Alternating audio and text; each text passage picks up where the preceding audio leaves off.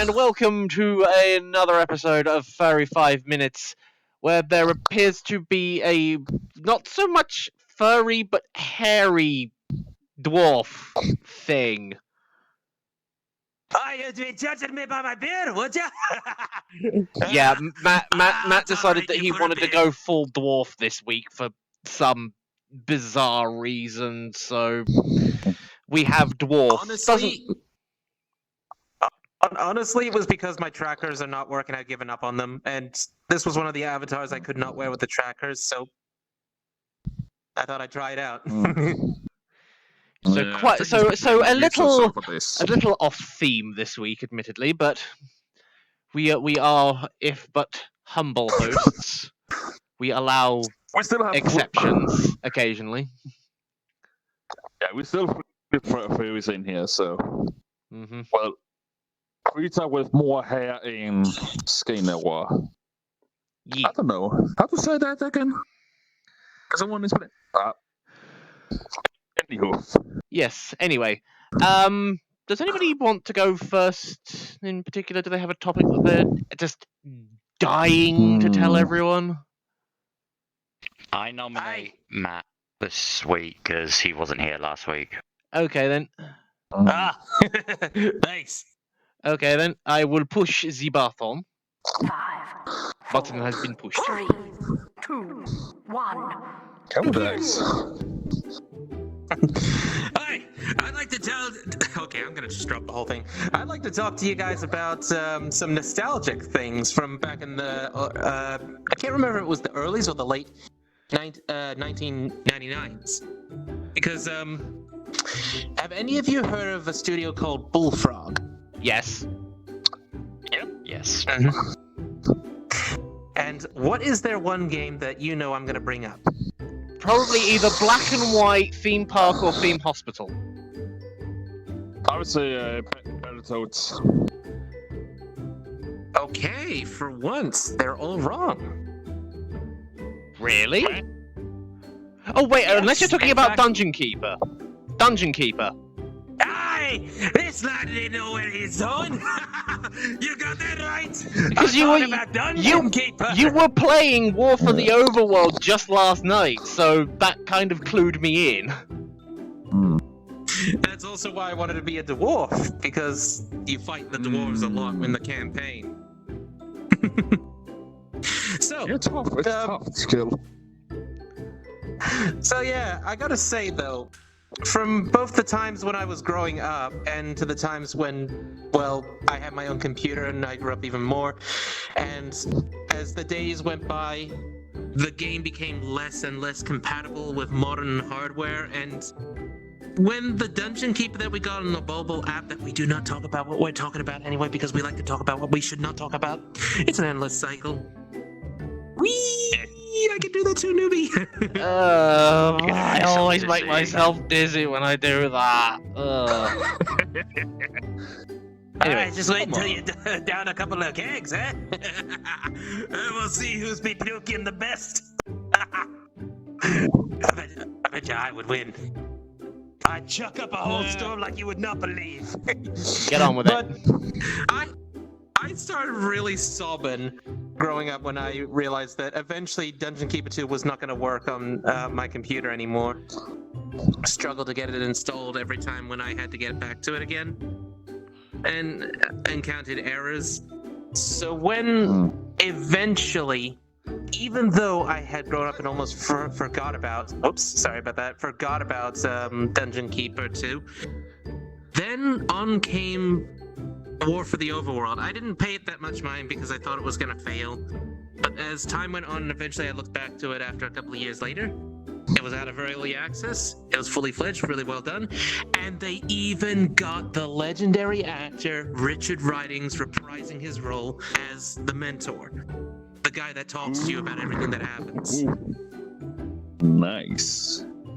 Now imagine if that guy, if you've heard his voice before, as a villain in, I don't know what other things he's voiced for. I only know him from Dungeon Keeper. But someone once told me, goodness, imagine this guy is one of the bad guys from the Game of Thrones series. That would be awesome. He would be the villain that everybody would just love. Not love to hate, just love.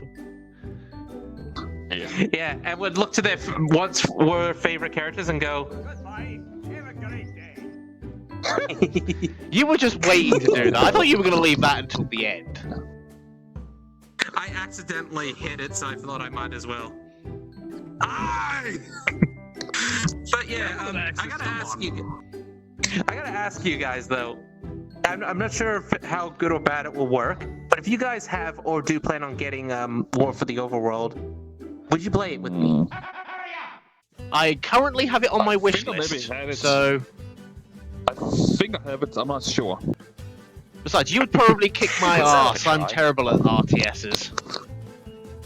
I don't want to play against you guys. I want to play with you guys against some against computers. Ooh. You know me, I'm the co-op person. I was not sure. I would love to do that. That's not fun.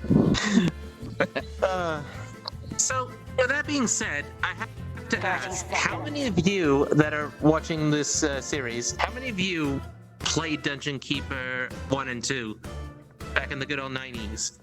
Please answer and tell me what were your favorite things to do. Mine was Pet Dungeon. Your favorite minion from the first or second game? On the second game, the only one I played, mine was the Salamander.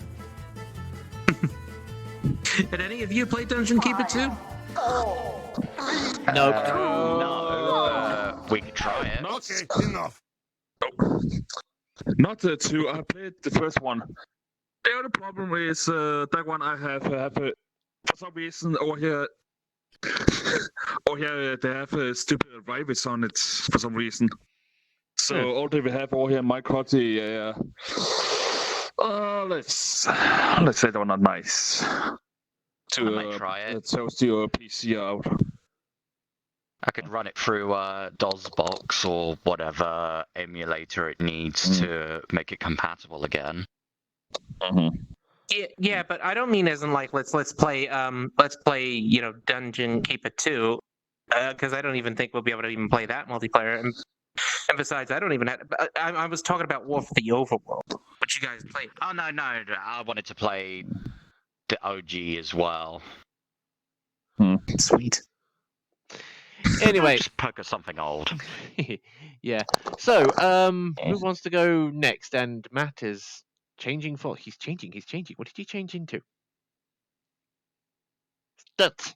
Well, at least it's not. At least it's not the himbo stitch. I like that.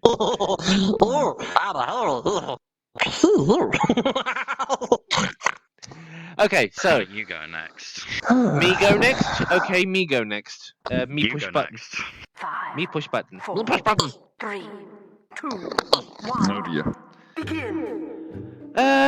Right. So, sort of carrying on from what I was talking about last time with the whole like YouTube thing. I can't remember whether this was something that I covered fully from last time. It was the idea that I really do feel like YouTube will ultimately end up killing itself, not because of any of its stupid policies or it monetizing videos that are not part of the partnership program or anything like that. I'm talking more along the lines of it'll ultimately end up failing because there's no creativity left. It'll literally just be so boring in terms of content that people are just trying to push just because they need to get on top of a trend. They need to, get day one views on a particular topic or something. And it'll just ultimately end up killing it because it'll just be such drab and boring content. Where's Matt going? Where are you going? I accidentally hit the button. I hit a button. You hit a button. This is what you get for. This is what you get for pissing about on a table. You're like a little kid. You're just gonna fall off it. Get down. Get down. I did not teach him that. But yeah, it'll ultimately just get to the point where it's just going to be such bland and uninteresting content because there's no passion in YouTube at the moment, or I feel like there's something lacking with a lot of the content that people create. It's not like they're creating things to really sort of get a point across or say, hey, here's something I'm really, really passionate about that I want to share with people. It's, oh, this thing is trending at the moment, I'm going to make a video on it and get millions and millions of views. I mean, the only person I really feel like still does that are a lot of the, like, smaller sort of animation-based channels, people who, like, have interest in particular topics, or even just, I'm just going to say it, I honestly think Markiplier is probably one of the very few, like, OG top creators that still has any kind of passion in the work that he does. You can just see that when he plays something, he is playing it because he's interested in it. He genuinely wants to play that game. I mean, yeah, there are probably a few games that he does play that, you know, he kind of feels like he's obliged to play. But even when he does that, he just puts so much effort and so much passion into his work. I'm honestly kind of envious of it. I envy the level of passion that guy has. And I wish I had even just a fraction of that, because I don't know, there were just sometimes when I kind of do a video and I'm just sitting there thinking, am I doing this because I'm just trying to follow a trend, or am I doing it because I'm actually genuinely interested in it? So Hey, at least you're at some sort of level. You could be one of us nobodies who only has like 60 subscribers and can't get themselves out of it. And I've mentioned this before, but I'm also a little bit worried about Jacksepticeye. I've mentioned this before, but have you noticed that a lot of his videos tend to not have the name of the game that he has? It either sometimes it has the name of the game in the thumbnail, but then it doesn't have it in the title. And then when it does, it doesn't. Sometimes, most of the time, it's neither. Like one of his latest uploads, yes. I think that might have something to do with search algorithm stuff, because I think if you put the name of a game in a title, it puts it on a lower priority. So his recent one with the whole hitting people with a fish, that's very sort of trendy, memeable content, something that the YouTube algorithm would like. And it would likely push it up the search rank. Trending. No, I'm just saying it's sort of the kind of thing people might search 30 for. seconds. And then, of course, there's the whole thing with exploiting community posts. People search for hitting fish. Hitting people with fish. But then again, there's also that famous... There's that famous Monty Python sketch with the fish slapping dance. 10 seconds. Yes, exactly. It's literally Michael Palin and John Cleese standing next to a dam or to some sort of waterlock, and they're just hitting each other with fish. Go look it up. It's a hilarious sketch. A slap. Yeah, fish slap. Slap you with the fishes.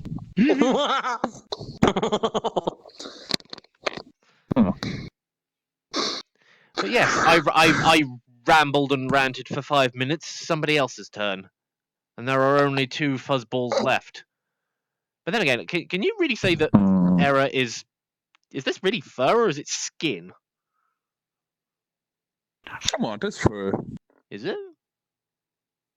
Yeah, that's fur. Have you not I can seen see a bat you before? later on. I know, but I was My just entire body. he's a bat demon. I didn't know whether it was fluff, skin, scales. Wow.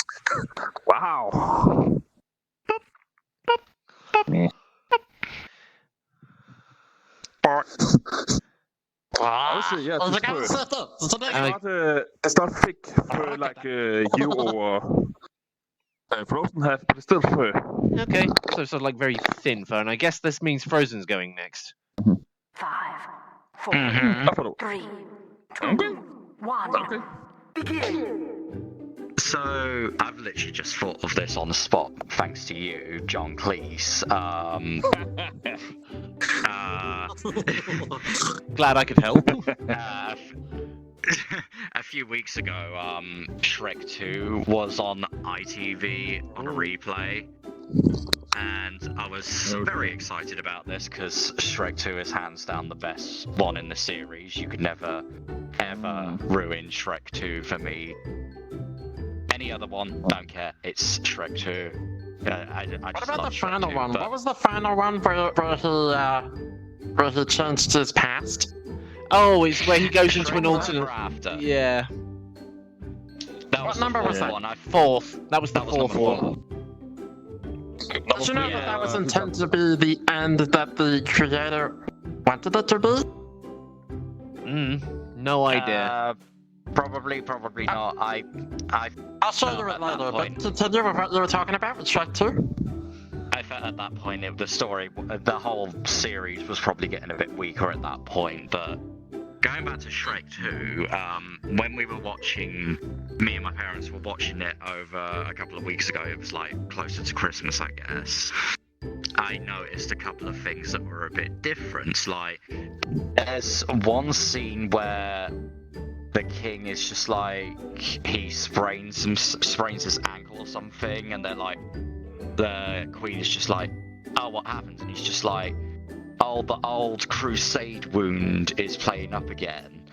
Oh, it was the old hunting wound. No, this is my Same point. here. Yeah, same here. It was different. You're talking about the different versions?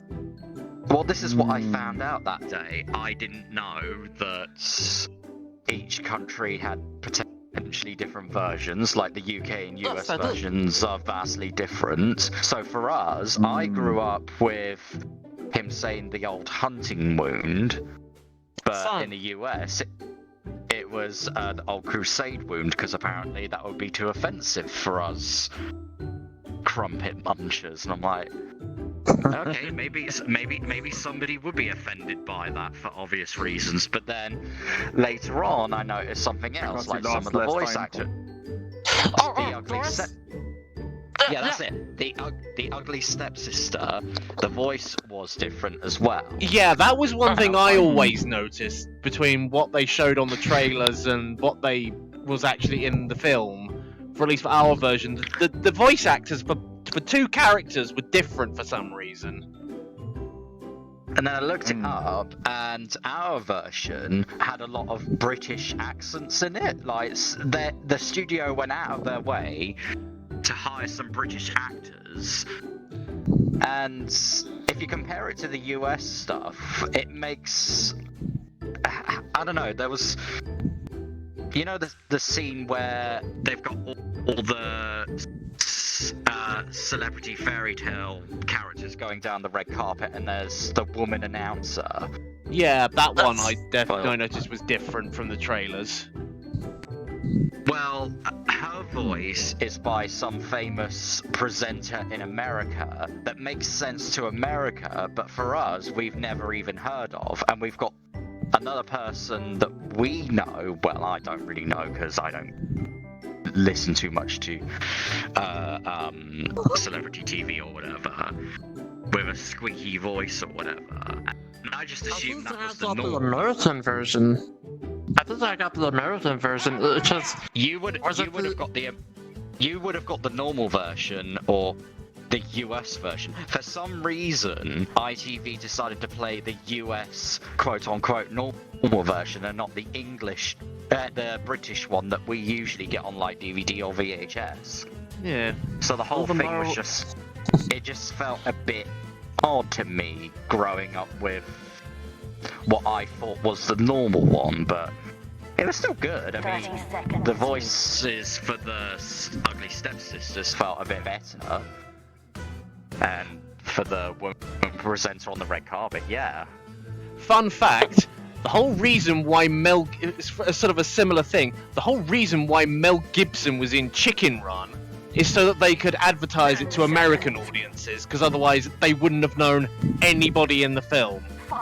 So they had to have an American actor in it, just so that it would appeal to American audiences. Okay, enough. I only know the Chicken Run actors because of Absolutely Fabulous. Like, half of them are from Absolutely Fabulous. I only know of Julian Swallow because she was in, like, the original like first version they did of Pride and Prejudice, which my mum and my sister were like absolutely insistent on watching a lot when it first came out, but that was like late 90s, early 2000s. Yeah, my mum and I watched that, had that as well. Although this reminds me, I know it's not my turn, but I just want to say real quickly.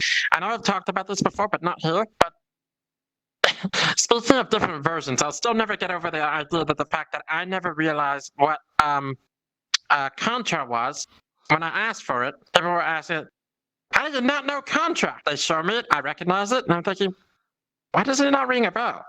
Turns out I've got the censored version, Pro Protector, Super Pro Protector, where you're robots instead of men. Because Australian is still trying to jump on the whole video games need to be censored thing, which I still think's dumb. Though personally, I prefer the censored version because robots are awesome. Anyway, it's Era's turn. It's Is he itching to say something? Yes, it's a Bat Demon's turn, so push the button. Oh, Okay. What button?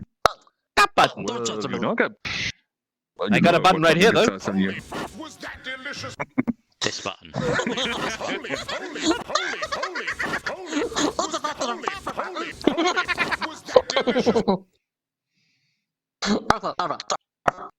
Push button.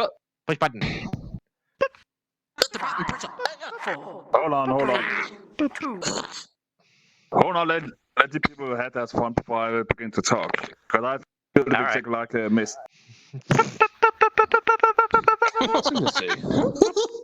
Okay, I'm done. Okay. System. Good. Push button. Push it now. Come on. Push it now. 4, 3, 2, Monkey. Push it now.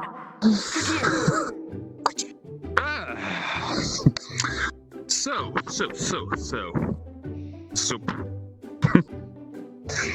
I think maybe today I want to talk about favorite dishes.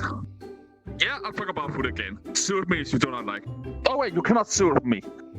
Because we're a free country. But I think that's probably a good idea we talk about something completely different like foods. What are your favorite foods, guys? Just recently had scrambled eggs the traditional way in a pan, not microwave. I took a picture, I'll send it later. Ooh. Taking picture of food, huh? Put that in. Remember to put that in this video here. That's because I like you. Here's the picture of the eggs. Nope, be sure to put that in. Egg. Well, my food, anyone knows Give what me my an egg. favorite. Anyone know my favorite food is lasagna made out of deer meat. That is really delicious. Serious. Ooh, apple Yeah. And the best part is you can eat some of that after you do not feel sick because it's not made out of cow meat. Couch meat. Anywho, what is your favorite food here too? Cow's milk. Pizza. I always enjoy a good pizza. I know I'm bringing that up again, but no, I am being serious. Pizza is one of my favorites. It's just... I've talked about it before. I've talked about it before, but it's just really difficult to find a good pizza. Even some of the frozen ones are just not, like, that great, and I've personally just gotten really... What's wrong with my pizzas? I'm not pizzas? I'm talking about supermarket frozen pizzas. You dingus. My pizzas are great. How are Noodles. Just barbecue noodles or That's chicken noodles. That's typical student. That's a typical student thing. That is literally they live and die by noodles over here in the UK. In fact, I'm pretty sure that's what happens in most countries with students. It's just like we can't afford shit. We eat noodles. That's probably why my stomach is destroyed at the moment. All I've it probably lived is on noodles for so many years that my stomach is just like I want something different. Give me something different now, as I'm gonna start making bacteria and making your life a misery. Beef ravioli, maybe? It's still What's the pasta, same? but it's different. Beef ravioli? Ravioli. Beef ravioli. Oh, here's a good one. Seems Here's more a good. predictable as well. Here's a good one to try as a student: fish finger sandwiches. I had that a lot as well in my first year. Like, in my first year, that's For when I Americans, would've that would be met fish you stick guys as well. sandwiches. In my first year of uni, that would have been when I met you guys anyway, so you would have probably had a fish finger sandwich one evening, and I probably thought, oh, that sounds interesting, let me try that, and I probably had that for like a few weeks or so, every day, and stopped having a variety because I was a lazy git. Yeah, I think that was. I think when I had the fish finger sandwiches, that was back when I was like, in a bit of a financial struggle. So I was like finding as many different things as I could eat as possible that was like cheap, and fish finger sandwiches was one of them. Fish fingers and custard! You can watch Doctor Who later. Do you have an air fryer? Do you like potato chips? Do you like chips? No, You don't like chips? no, it's not that I don't like chips. I don't have a fryer. If you ever do an air fryer, let me just get in some potatoes, cut them up, boil them, and then There we go again with I'll the show you the air fryer. purpose. It's great. It's great. He lives and dies by that air fryer. I swear to God, he does. So does my mother now. My mother now chooses the air fryer over the oven when making her chicken. We had that at the barbecue party. I'll tell you. Yeah. His voice is bringing back to his normal voice when he gets passionate. It's what are your favorite food out there? Leave in the comments down below. I like when he gets passionate about his air fryer. He slowly clicks back into his normal voice. I haven't done this He's for that so passionate. goddamn long, okay? He's and that whatever I was passionate about his stitched. air fryer. Okay, it's alright. It's Whenever alright. I'm It's alright. stitched, I'm used to just talking nonsense. Just nonsense. When I'm speaking normal, I realize, oh fuck, I haven't spoken regular words here and there. I sound crap when I'm not making up the fictional language that she has. You know, Yeah, it was a bit like Full of peanut butter or something. yeah, it's a bit like the Inverted Shadow showed that Dank Snake Paul thing to his stream like the other day, and I was sitting there listening to me, and I was like, I dropped the accent that I was doing like partway through that recording, and I hear it every single time, and it's just like, I wish I could go back and do that again.